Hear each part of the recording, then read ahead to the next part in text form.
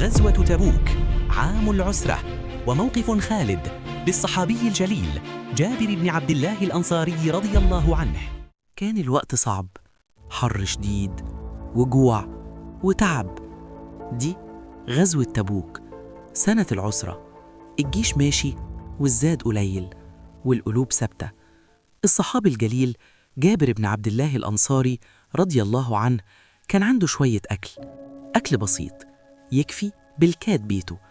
جابر يشوف حال الجيش ويقرب من النبي صلى الله عليه وسلم ويقول له: يا رسول الله، عندي شوية أكل في البيت، اتفضل معايا. النبي صلى الله عليه وسلم يسأله: الأكل قد إيه؟ وجابر يحكي: قليل قوي. النبي صلى الله عليه وسلم يبتسم ويقول له: ماشي. وجابر يرجع بيته وهو فاكر إن النبي هيجي لوحده. وفجأة النبي صلى الله عليه وسلم يطلع ومعاه الجيش كله، مش واحد ولا اتنين، جيش كامل. جابر يتصدم، بس الإيمان سابق الخوف.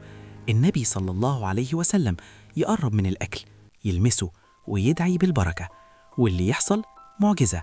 الجيش كله ياكل واحد ورا واحد، والكل يشبع، والأكل زي ما هو ما يخلص.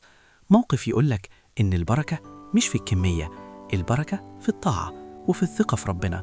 دي غزوة تبوك، غزوة الصبر وغزوة اليقين، وموقف محفور في التاريخ للصحابي الجليل جابر بن عبد الله الأنصاري رضي الله عنه.